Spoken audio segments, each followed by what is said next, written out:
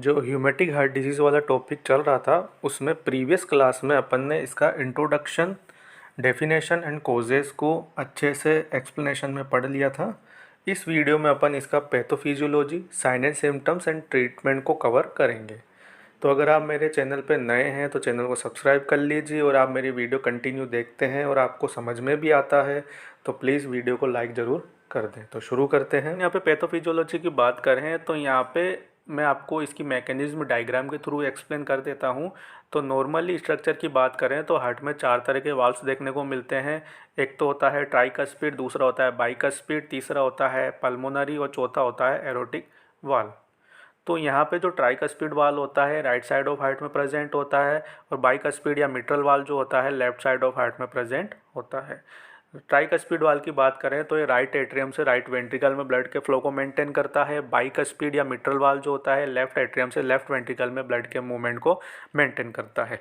Aortic valve की बात करें तो ये लेफ्ट वेंट्रिकल से एरोटा में ब्लड के मूवमेंट को मेंटेन करता है। और जो पल्मोनरी वाल्व होता है ये राइट वेंट्रिकल से पल्मोनरी आर्टरी में ब्लड के मूवमेंट को मेंटेन करता है। अब आप इनकी जो स्ट्रक्चर देख रहे हैं तो जो ट्राइकस्पिड, एरोटिक और पल्मोनरी वाल्व है इसमें आप देखेंगे कि इसमें जो है 3 तरह के जो है फ्लैप प्रेजेंट है।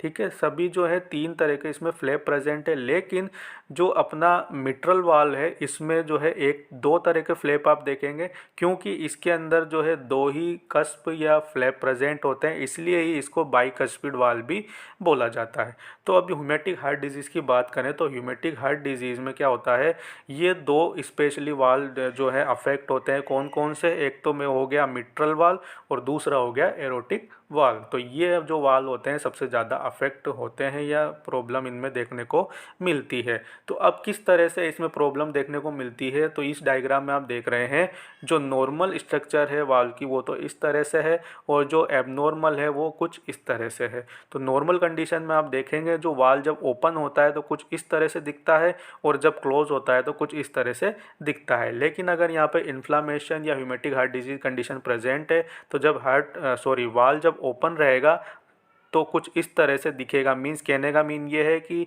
वाल्व पूरी तरीके से ओपन नहीं हो पाएगा, जिस वजह से ब्लड का जो फ्लो है वो नॉर्मल नहीं होगा। दूसरा, जब वाल्व क्लोज होगा तो प्रॉपरली क्लोज नहीं हो पाएगा, जिसकी वजह से क्या होगा कि जो ब्लड का जो है लीकिंग होने लग जाएगी। लीकिंग का मीन ये है कि ब्लड का जो है बैक फ्लो होने लग जाएगा। किस तरह से? तो आप यहाँ पे डायग्राम देख रहे हैं।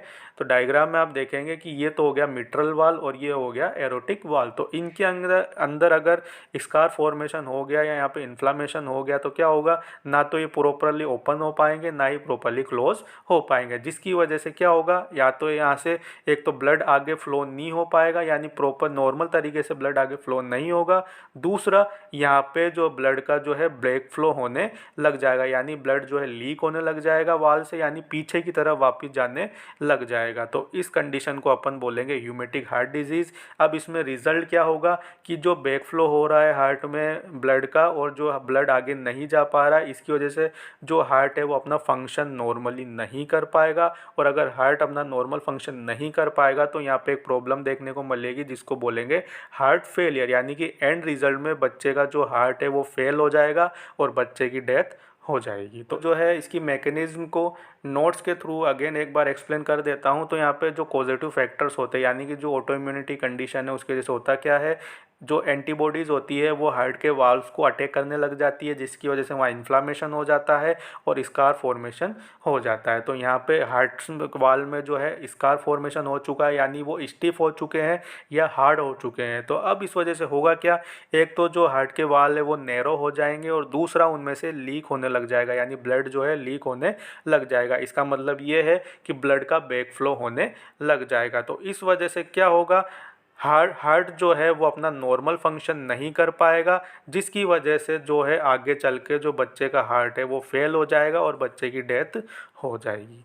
नेक्स्ट वन अब बात करें यहाँ पे साइन एंड सिम्टम्स की, तो यहाँ पे क्या क्या लक्षण देखने को मिलेंगे। तो फर्स्ट वन है ट्रबल ब्रीथिंग, यानी बच्चे में जो है डिस्निया देखने को मिलेगा। क्यों देखने को मिलेगा? क्योंकि हार्ट से जो है ब्लड का फ्लो आगे नहीं हो पा रहा है, तो वो जो ब्लड बैक फ्लो हो रहा है वो क्या होगा, कंजेशन होने लग जाएगा। कंजेशन कहाँ पे होगा? पल्मोनरी सर्कुलेशन में कंजेशन होने लग जाएगा। कैसे होगा? क्योंकि जैसा मैंने आपको बताया कि यहाँ पे कौन से वाल स्पेशली अफेक्ट हो रहे हैं, एक तो हो रहा है मिट्रल वाल और दूसरा हो रहा है एरोटिक वाल। तो ये जो दोनों वाल होते हैं ये लेफ्ट साइड ऑफ हार्ट से जो है ब्लड को आगे एरोटा के थ्रू जो बॉडी में फ्लो करवाते हैं। लेकिन अगर ये दोनों ही वाल अफेक्टेड हो रहे हैं या इन्फ्लामेशन हो रहा है तो यहाँ से जो ब्लड है वो बैक फ्लो होकर कहाँ चला जाएगा? कहाँ चला जाएगा? लेफ्ट साइड से वापस लंग्स के जो सर्कुलेशन है यानी कि जो पल्मोनरी सर्कुलेशन है उसमें चला जाएगा, जिसकी वजह से बच्चे में पल्मोनरी कंजेशन देखने को मिलेगा। कंजेशन की वजह से बच्चे में डिस्निया देखने को मिलेगा। नेक्स्ट यहाँ पे बच्चे में जो है चेस्ट पेन देखने को मिलेगा, ओके, स्वेलिंग और इन्फ्लामेशन की वजह से। नेक्स्ट वन यहाँ पे जो बच्चे में जो है अगर हार्ट का जो नॉर्मल फंक्शन नहीं होगा, हार्ट अपना काम नहीं कर पाएगा तो पैरों में और एंकल्स में जो है स्वेलिंग देखने को मिलेगी।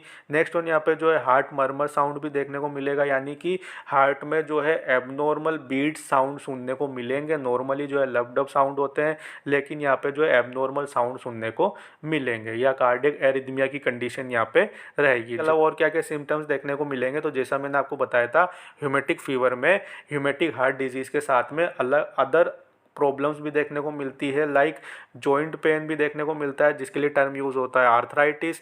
नेक्स्ट वन यहाँ पे जो है स्किन में रैशेस देखने को मिलते हैं जिसके लिए टर्म यूज़ होता है एरिथमा मार्जिनेटम।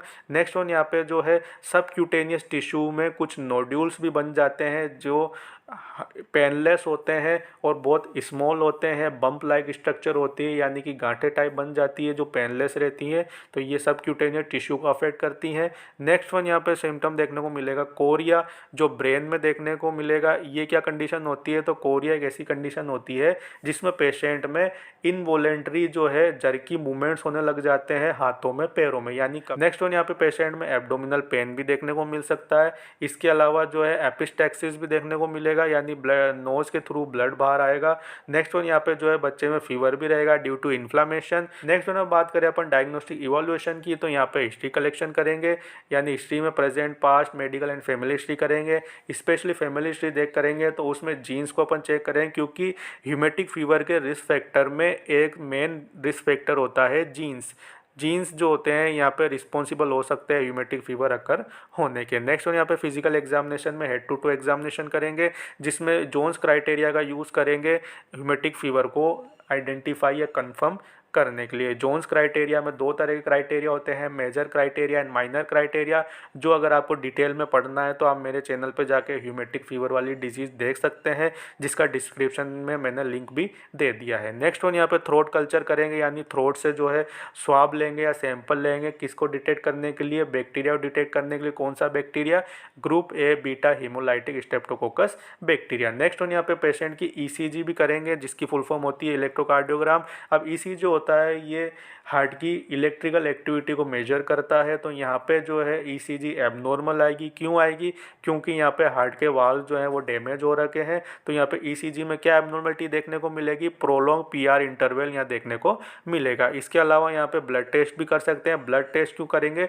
इन्फ्लामेटरी मार्कर्स को देखने के लिए। तो यहाँ पे दो तरह के इन्फ्लामेटरी मार्कर्स को देखते हैं, एक तो होता है सीआरपी जिसकी फुल फॉर्म होती है सी रिएक्टिव प्रोटीन, दूसरा होता है ईएसआर यानी जिसकी फुल फॉर्म है एरिथ्रोसाइट सेडिमेंटेशन रेट। तो ये जो इन्फ्लामेटरी मार्कर्स है इन दोनों का लेवल ह्यूमेटिक हार्ट डिजीज में इंक्रीज मिलेगा या बढ़ावा मिलेगा। नेक्स्ट वन यहाँ पे जो टेस्ट है वो है एएसओ। एएसओ की फुल फॉर्म होती है एंटी स्टेप्टोलाइसिन ओ टेस्ट। अब ये क्या होता है? तो एंटी स्टेप्टोलाइसिन जो होती है ये एक तरह की एंटीबॉडीज़ होती है जो ह्यूमेटिक फीवर में बनती है। किसके अगेंस्ट बनती है? कौन से बैक्टीरिया के अगेंस्ट बनती है? जो यहाँ पे स्ट्रेप थ्रोट स्टार्टिंग में कोज करता है। और कौन सा बैक्टीरिया होता है वो? Group A beta haemolytic Streptococcus bacteria.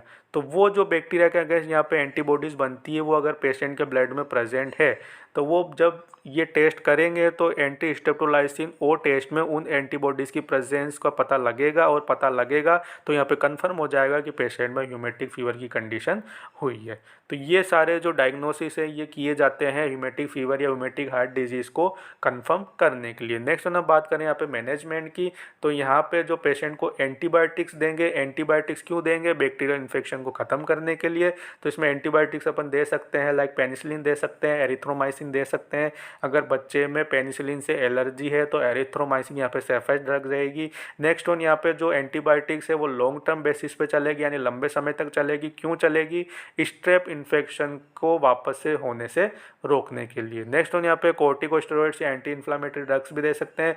Corticosteroid तो सीवियर कंडीशन में देंगे लाइक प्रेडनिसोन, और एंटी इन्फ्लामेटरी ड्रग्स में एस्पिरिन या आइबुप्रोफेन भी दे सकते हैं। नेक्स्ट वन यहाँ पे ब्लड थिनिंग मेडिसिन भी देंगे ब्लड को पतला करने के लिए, ताकि इजीली ब्लड जो है सर्कुलेट हो सके हार्ट से। नेक्स्ट वन यहाँ पे मोस्ट इंपॉर्टेंट जो ट्रीटमेंट है ह्यूमेटिक हार्ट डिजीज़ का, वो है हार्ट वाल्व सर्जरी, जो कि मोस्ट इम्पोर्टेंट है, ज़रूरी है हार्ट के नॉर्मल फंक्शन को मेंटेन करने के लिए। तो यहाँ पे जो सर्जरी है दो वे में कर सकते हैं, एक तो है रिपेयर सर्जरी और दूसरा है रिप्लेसमेंट सर्जरी। रिपेयर सर्जरी में तो वाल्व को रिपेयर कर दिया जाता है और रिप्लेसमेंट में दूसरे वाल्व को यहाँ पे रिप्लेस करते हैं। रिप्लेसमेंट सर्जरी कैसे करते हैं तो मैं आपको यहाँ पे डायग्राम के थ्रू बता देता हूँ। तो हार्ट वाल्व का जो रिप्लेसमेंट होता है वो दो तरीके से कर सकते हैं, एक तो होता है बायोलॉजिकल, दूसरा होता है मैकेनिकल। बायोलॉजिकल में तो जो है दूसरे किसी एनिमल के जो टिश्यूज़ को लिया जाता है, और मैकेनिकल में जो है मेटल या कार्बन के जो वाल हैं उनको यहाँ पे लिया जाता है। तो दोनों ही वे में इस तरह से इनको बनाया जाता है कि जो हमारी बॉडी है इनको एक्सेप्ट कर ले, इनको रिजेक्ट ना करे। तो इस तरह से जो है रिप्लेसमेंट कर सकते हैं, और ये दोनों अगर या तो रिपेयर कर दिया या रिप्लेसमेंट कर दिया तो दोनों ही वे में जो है हार्ट वाल्व ट्रीट हो जाएंगे और हार्ट अपना नॉर्मल फंक्शन करने लग जाएगा। तो ये इसके ट्रीटमेंट की बात हो गई और ये टॉपिक भी कंप्लीट हो गया। अगर आपको इसका नर्सिंग मैनेजमेंट पढ़ना है तो आप ह्यूमेटिक फीवर वाली जो कंडीशन है मेरे चैनल पे, उसमें जाके इसका नर्सिंग मैनेजमेंट या केयर प्लान आप देख सकते हैं। अगर आपको इसमें कोई भी डाउट हो तो आप मुझे कमेंट करके पूछ लीजिए। Thank you.